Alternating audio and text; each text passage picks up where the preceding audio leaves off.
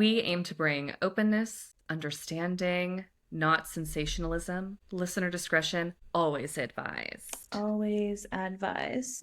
This episode content warnings include death, homicide, A type of death. and extensive discussion of drug usage. Heather, I'm just going to read you off my notes here that I have listed. For our first installment of many, our key players include a band by the name of MC5. Okay. The FBI, Fred Hampton. Okay. Our Fourth Amendment. And all the beliefs that fueled everything. So, today's episode specifically, we are going to talk about LSD and the Acid King. Okay. I was gonna say, did any of those ring a bell? Have you ever heard of LSD? I'm on it right now. No, I got a little tingle of something, but I might not actually know what we're talking about. I may be confusing it, so I'm gonna say no idea. Go on.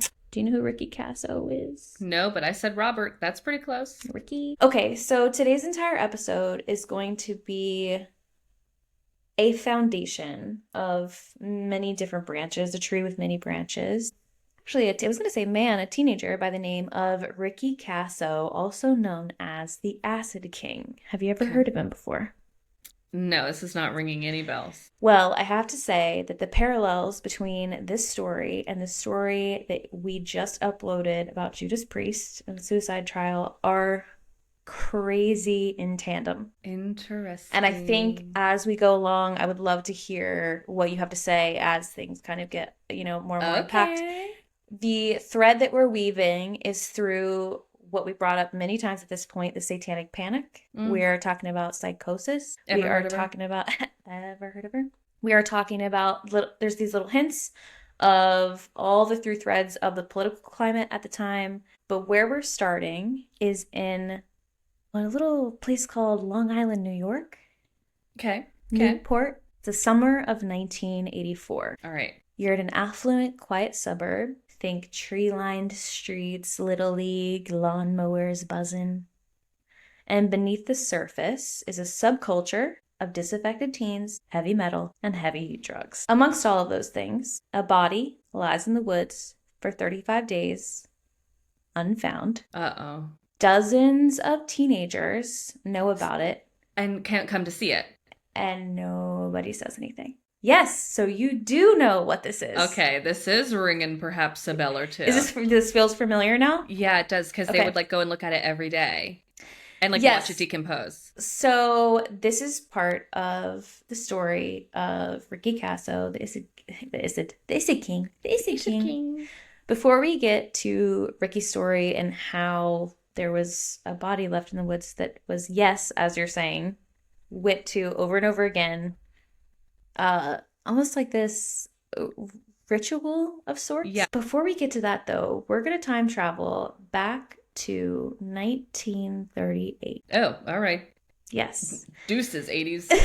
We are throwing it back to the 30s. So, yes, 1938, a man by the name of Albert Hoffman was, just a chemist. So think casual button-up, maybe some khakis. I don't know. What did they wear in the 30s? Probably not khakis, honestly. He was probably in a full suit, actually. Bowler hats? Maybe perhaps. Bowler hat. Yeah. So this is when LSD was discovered. Oh, okay. Do you know anything about the discovery of LSD? No, but I'm willing to bet it was an accident. It sure was. So this episode's not going to get into ergot.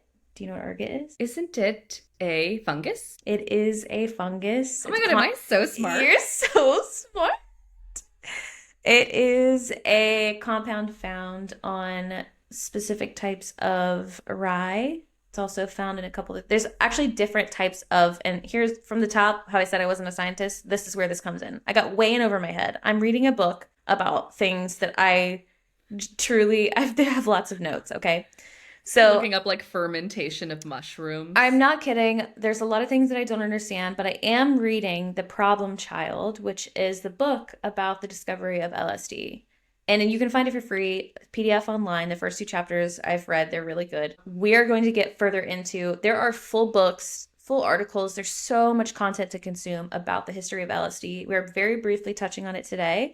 And then in further episodes, we're going to get into like ergot and it also like its involvement in the Salem witch trials, potentially. We're going to get into yes, I've heard that. How that ergot, was one of the, I think I mentioned it very briefly. You did.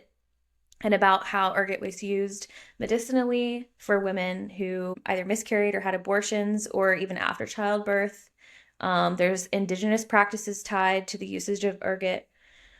So that's for future us to talk about. But today, just initially, just for those who are super curious about LSD, let me tell you. The reason why this episode is rooted in this specific story is because I found myself being like, oh my God, everyone should do LSD. And then I was like, hold on. Let's walk that back. Let's walk it back. We are grounded in this reality. We're grounded in this reality, not an ideal reality where we have all of our resources and all of our needs met. But let's be very clear that we here at Alter Ego are not suggesting that anyone do drugs, period. No, period.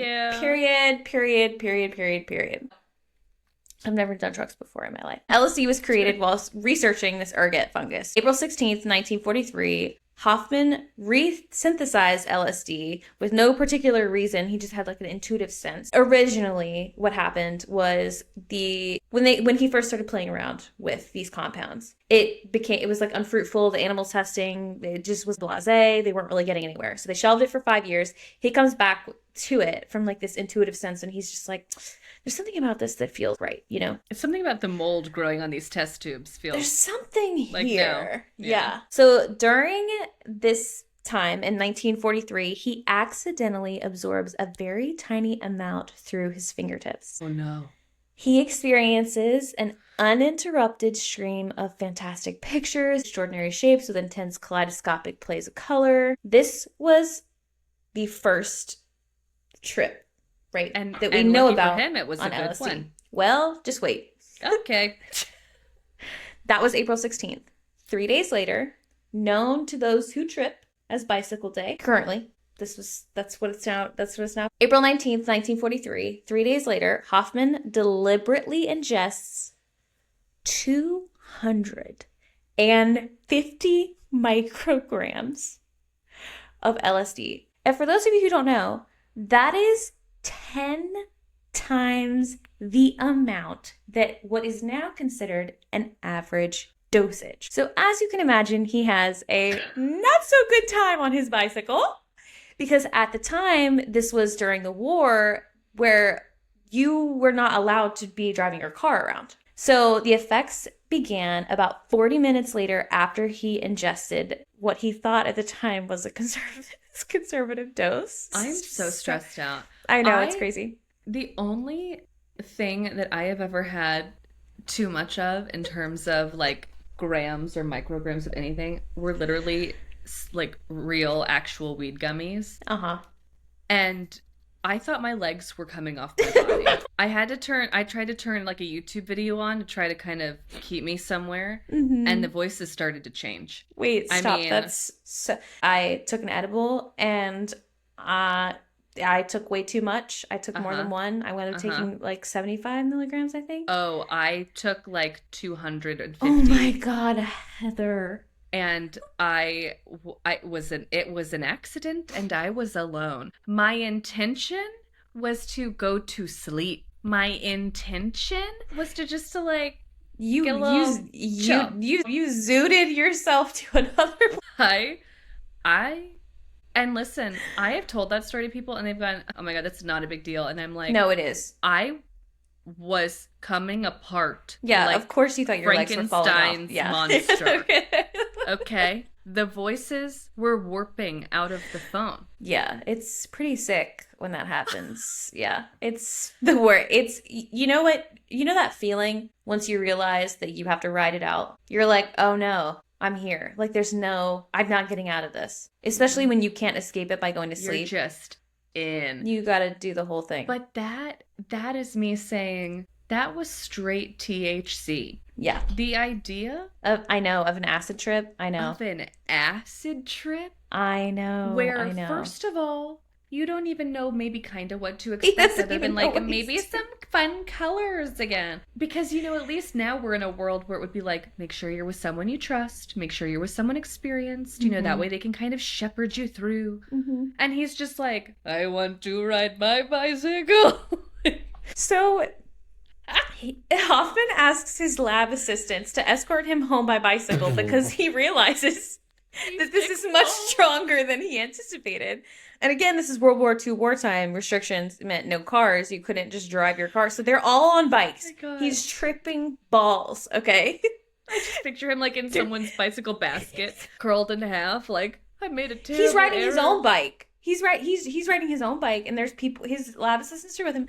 So during the bike ride, the full force of the drug hits him. Deep anxiety, extreme paranoia, a sense of his identity completely dissolving. I'm so sorry. I'm just like, this is nervous laughter.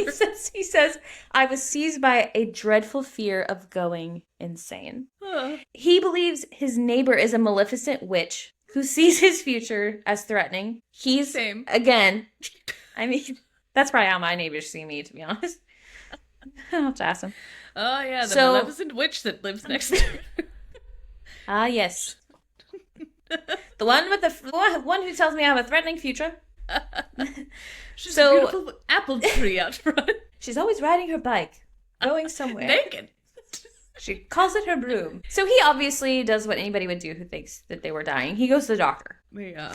And he's like, hey, doc, I'm dying. And the doctor's like, you're fine. So the doctor checks all of his vital signs. Isn't that healthcare even today? You know what? Nothing's changed. Okay. Can you imagine if it was a woman? Jesus Christ. Get out of here. You're hysterical. You're hysterical. Okay, so the doctor's like, hey, the only thing that looks busted about you is that your pupils are the size of fucking quarters. And that's a direct quote, by the way. It's the funniest thing you've ever said.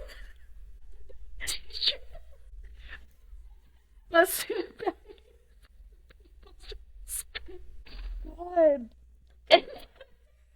So the terror wears off, and it gave way to a feeling of good fortune and an overall sensation of gratitude. Like ayahuasca. Okay. Similarly, I would imagine. By morning, But don't you also feel that way after you've been like throwing up all night too, and then you're like, isn't it amazing probably not because to be you've throwing had up anymore? restricted oxygen to your brain, so maybe you've also like been tripping a little bit there too. I would imagine that kind of stuff makes you feel similarly to definitely felt euphoric after feeling better after being sick. Oh my God. Yeah.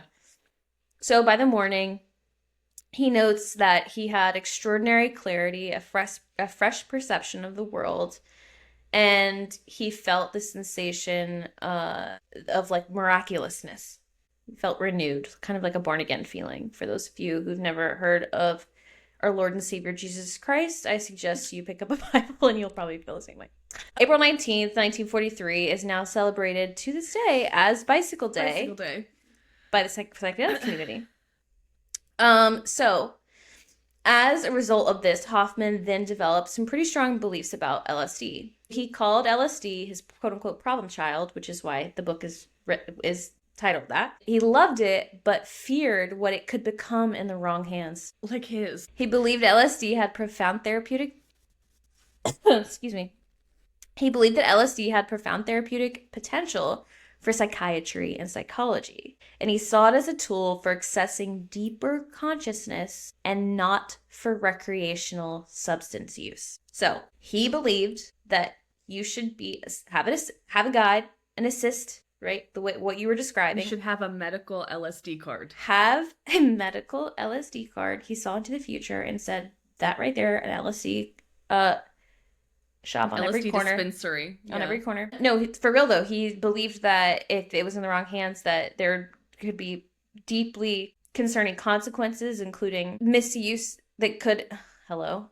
Are you so sorry? LSD? Sorry, it's kicking in. So he really did deeply believe and was so concerned about any unsupervised or unguided usage And he stressed that the set and the setting are the most important part. So the mindset that you're in as you go into a trip or as you go into using something like LSD, or at this time specifically using LSD, I shouldn't say like because he's only talking about LSD.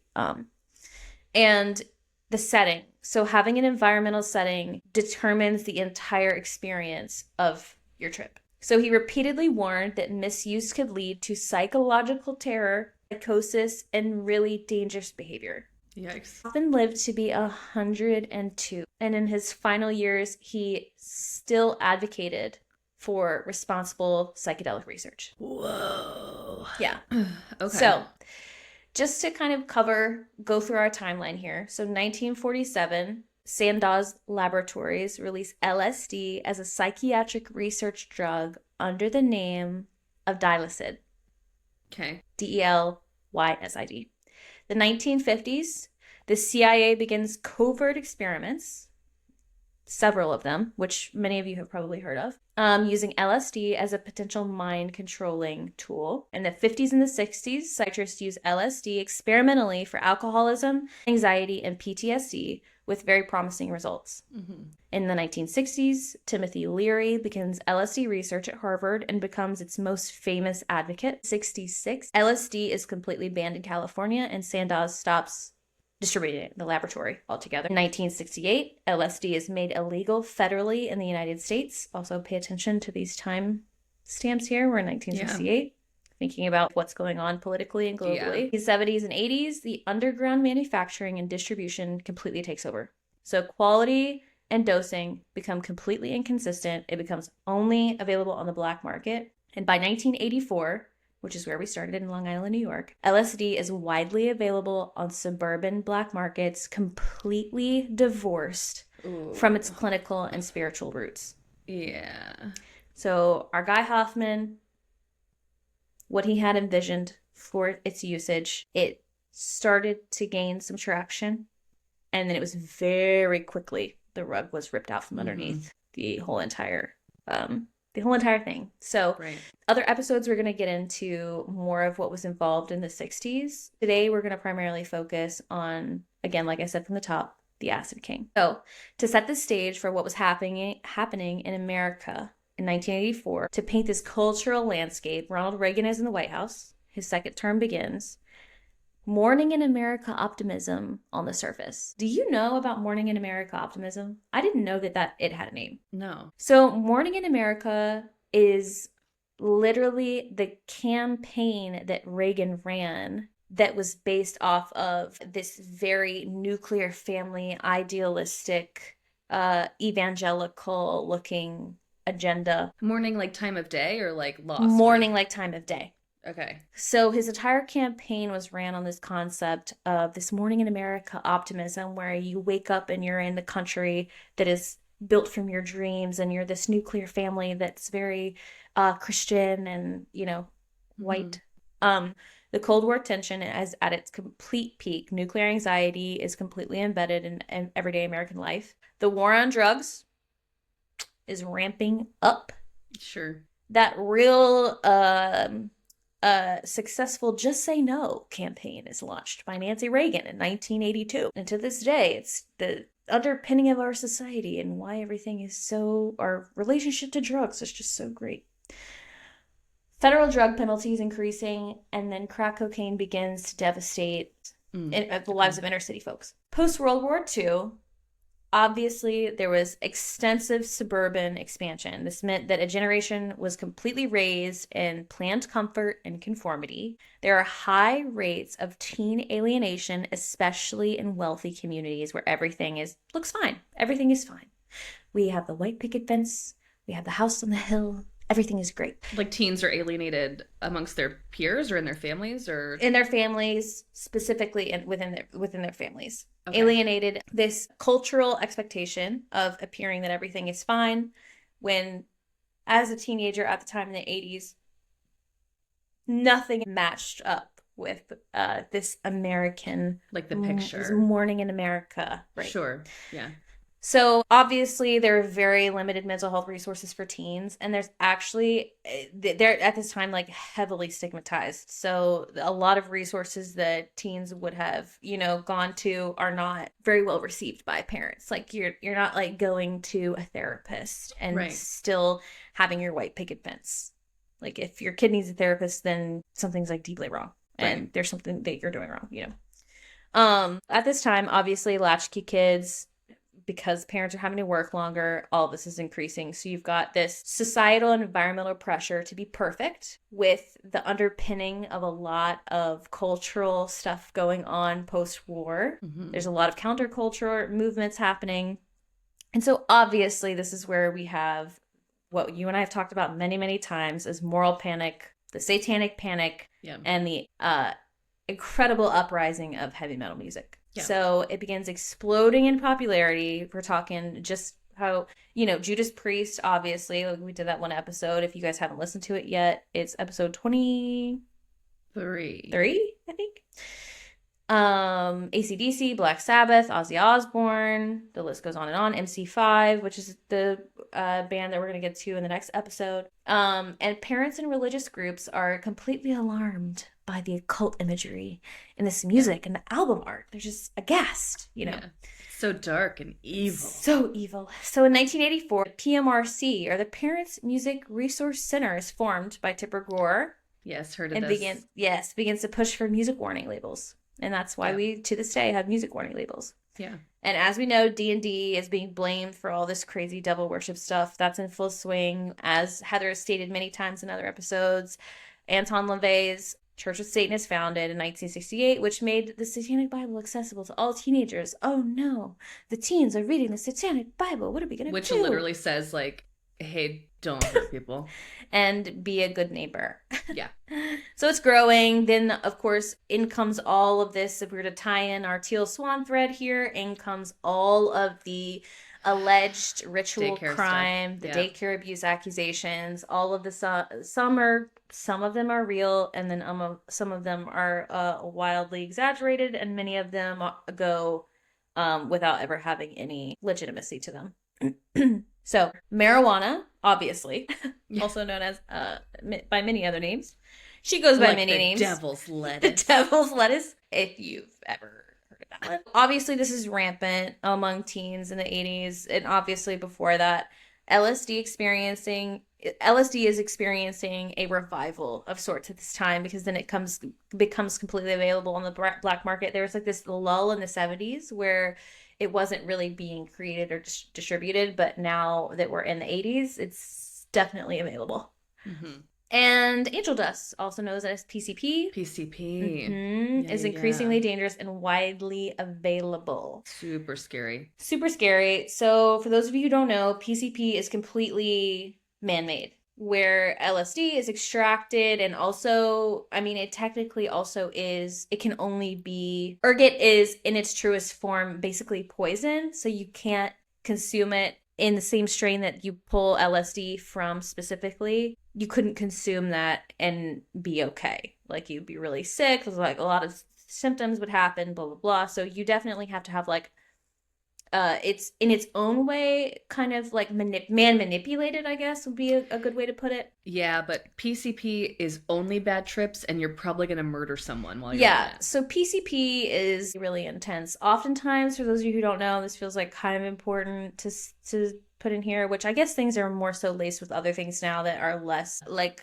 it's not as simple as this anymore, because there's like all these different types of ways to lace things. But oftentimes people would lace weed with PCP. So like on the wrapper, they would coat the wrapper in PCP, because angel dust, the reason why they call it angel dust is because it would disintegrate in water, and you could like, put it in a lot of different stuff. So a lot of suburban kids at this time are consuming multiple substances at the same time, and polydrug usage becomes really popular and common, but it's obviously deeply misunderstood, is very poorly understood. Yeah. And almost no drug education is happening. This whole stupid just say no stuff. Just say no. It's easy. It's the exact same as freaking oh my god, what's the word? Don't have sex. Abstinence. It's just the same as saying abstinence. There's just like absolutely no conversation around safe sex. There's no conversation around safe drug usage. Harm reduction at this point is not even a concept anywhere. Yeah, just don't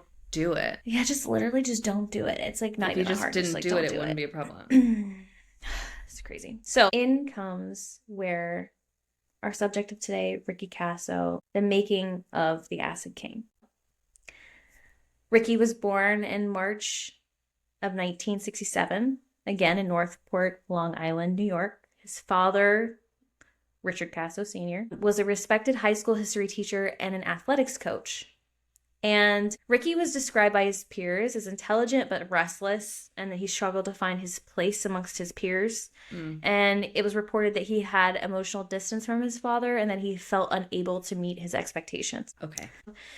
He began experimenting with drugs at the age of 10 years old. Yikes. So by his early teens, he was regularly using, all at the same time, weed, LSD, PCP, and mescaline. Do you know what mescaline is? No, I know what muscadine is. That's the first thing I thought too. I was like, interesting. It is a compound found in peyote. Oh, Different cacti. okay. It's not the same as peyote, but it's the same. Muscaline is it has the same compounds in it as. And I don't want to spread misinformation, so if I'm saying the wrong thing, please feel free to correct me here. But it is, from my understanding, when I researched it, it's like, oh, it's along the same lines as peyote and ayahuasca and other different medicinal plant substances it's straight from a plant, basically. Now, again, how they're ingesting it and how it gets put into its form to be ingested, I don't know if that part is, just like how weed is straight from the vine, I don't know if that's necessarily the case for mescaline. At this point, when he's in his early teens, his school attendance completely collapses. His academic performance completely deteriorates. And he becomes a habitual runaway. He repeatedly leaves home for days or weeks at a time, comes back, goes back and forth. He frequents what's called Northport Village Park, and it's where a lot of troubled youth would hang out in this like loose community together, probably doing a lot of different drugs. But there was at least one psychiatric evaluation that he experienced during his teen years. So mixed reports say that he went into a psychiatric facility or a juvenile program. We don't Those have are different things. I know. I'm like, okay, these are very, very different. So there were no specific interventions that change his trajectory because he just keeps on going. He earns the nickname Acid King because he's known as one of the most prolific drug users and dealers in his circle. Oh. He's feared and admired among all the youth. He develops a deep obsession with Satanism and reads Anton LaVey's Satanic Bible extensively. He's drawn to AC/DC and darker heavy metal, especially with all the occult imagery that all of those parents and those parent groups completely feared. Yeah. He spoke openly and frequently about devil worship.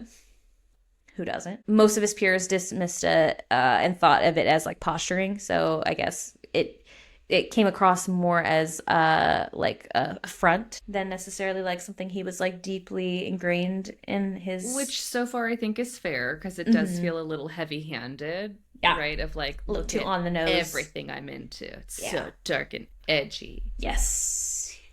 His peers describe him as, at times, that he could be charismatic and charming, but that he had a volatility to him and that he could be threatening at times. And all I can think about is the fact that, yeah, of course you could be volatile and threatening if you're doing all of these different drugs at the same time. Yeah. So, who is the victim?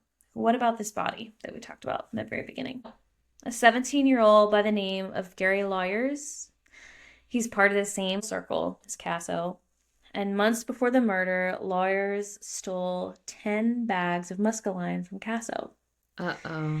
Kasso held a persistent, very escalating grudge, as one can imagine.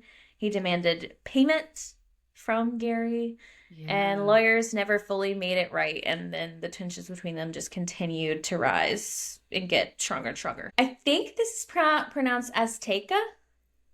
Azteca Woods is where all this went down. It was a really popular hangout in Northport. And who was all present for this? There's 4 of them who were present. It wasn't just the 2 of them. There were 4 people who were present in total for Gary's demise. Ricky Kasso, Gary lawyers, as we know. Aside from the obvious Ricky and Gary there at the time of the murder, there's also two of their peers, Jimmy and Albert.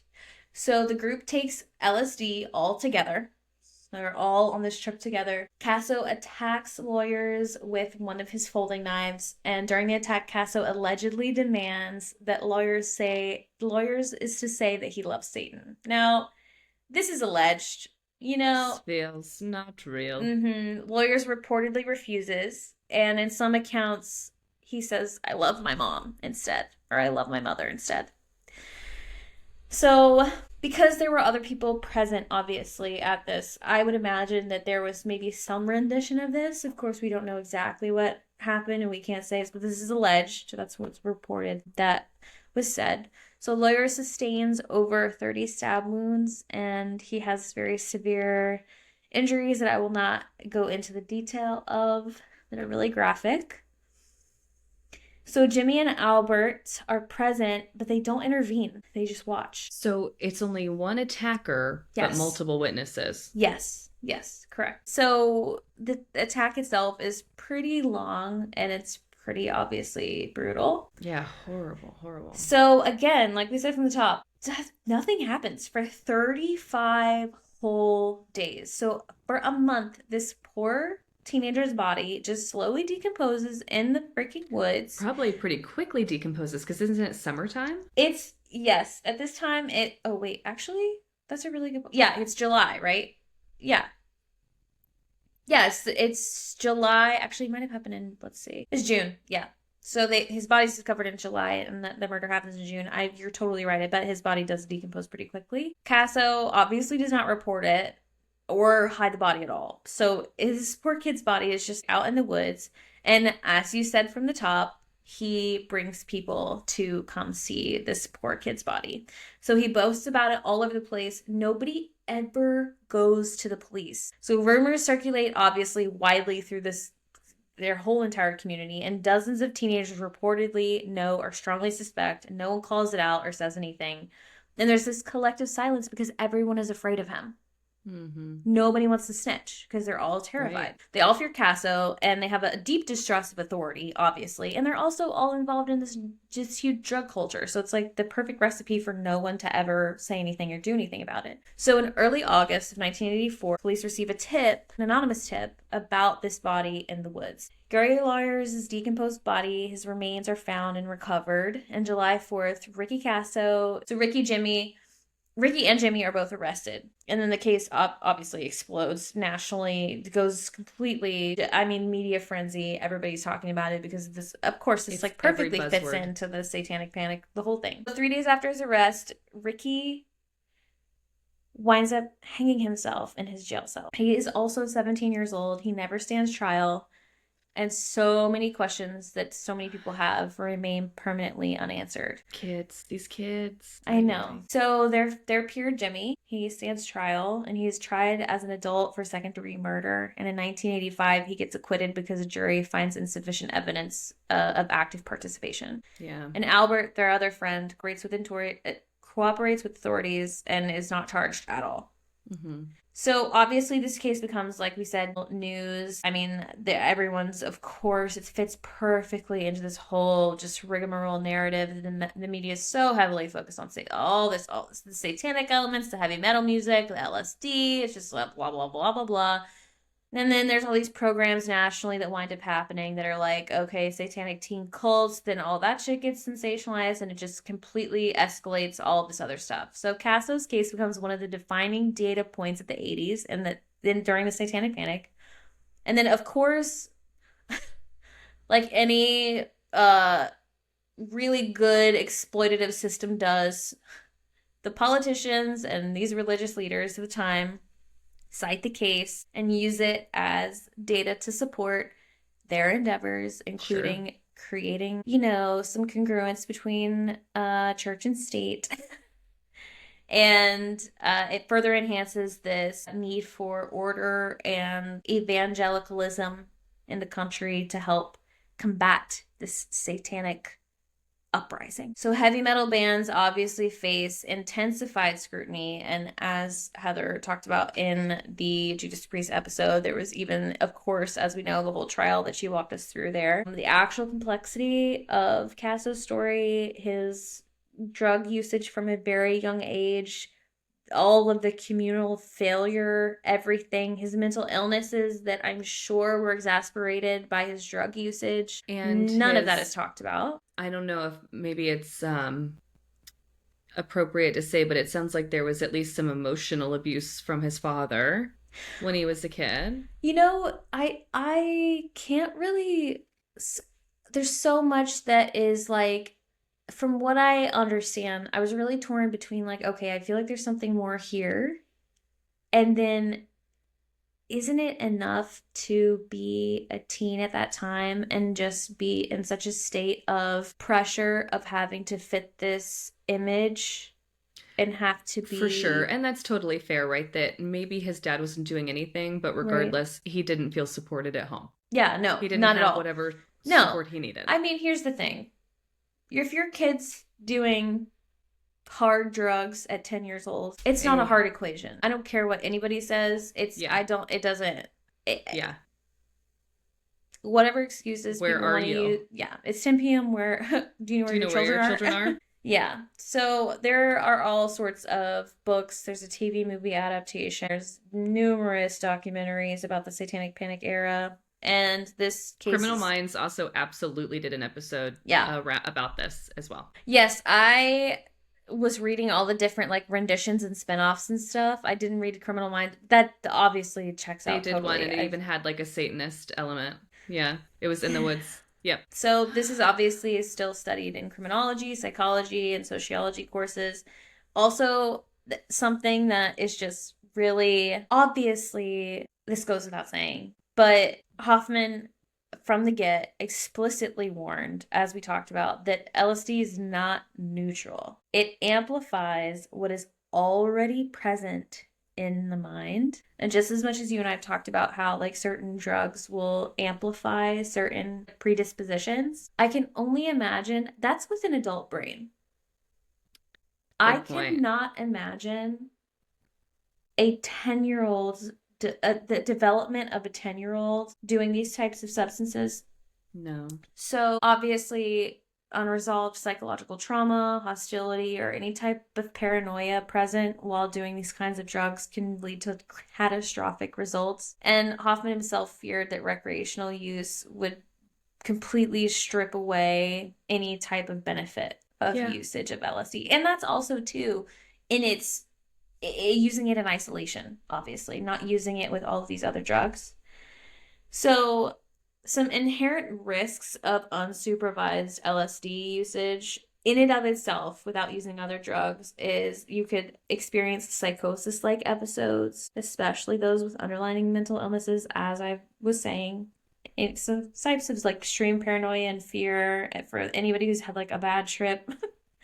That's what that is. Something that feels really important that is going to be a branch off of future episodes is the complete dissolution of ego boundaries. I'm going to talk about ego death and what that is, what it looks like, what it means, what happens when you experience ego death, why, how, and all the different ways that you can basically experience an ego death. Cool. Okay. You can also experience hallucinogen persisting perception disorder. So that's basically when you have long-term visual disturbances, and they can be like visual or auditory. So people who are stuck in a trip basically forever. Yeah. And then obviously when it's combined with like other drugs, it can be deeply harmful. And then also it increases all these risks like dramatically. Obviously, there were so many things that Kasso exhibited that are warning signs of maybe, I don't know, a teen that is struggling. As I was reading about this case, I just could not stop thinking about your guy that we just talked about, Vance. Yeah.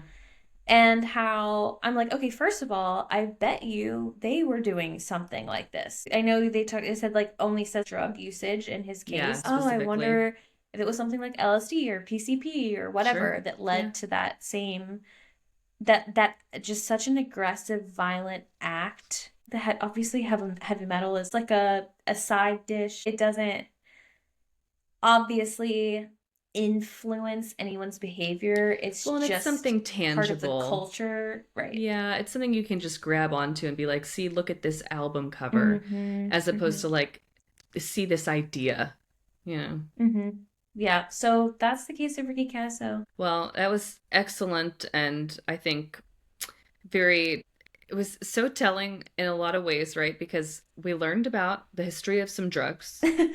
Which we're gonna get into. Yeah, we're talking about a little bit more. There's a bunch of other stuff. That was something that came up, I think, in our very first episode, if not in just the Meet Your Host episode, was talking about Yeah. how, drug use of any kind, like you just said, can exacerbate symptoms or pre-existing conditions. Mm-hmm. And I think, people look at the idea of drug use as like, well, it might open my mind, it might help me relax, it might Mm-hmm. release some creativity. But to to your point, if you're not in a place Mm-hmm. where you're held and supported in a safe way and doing it in a safe way, Mm-hmm. even the best of intentions might wind up opening something that you didn't mean to open, right? Yeah. So Yeah. there's a lot of layers to this, because like certainly you can look Yeah. at this and go, this is textbook, right? This is Mm-hmm. like you had all the makings of a killer and you Mm-hmm. you just said, now do it. This is laying the groundwork for, we're going to talk more about drug usage, drug induced psychosis. We're going to talk about how drug usage, specifically LSD, has been weaponized. Get a little bit into assassinations, Oh, some pivotal social justice movements, and how LSD is the through thread through a lot of things, and also get into a little bit about another ban, a case including our Fourth Amendment rights, okay. and multiple belief systems that are all going to collide. And then there's a little sprinkling of the government involvement as well. So, Well, I can't wait. I'm excited yeah. for this series, basically. Yeah. So I'll see you on the next one. Great job, Jerry. Thank See you next you. time. Bye. Bye.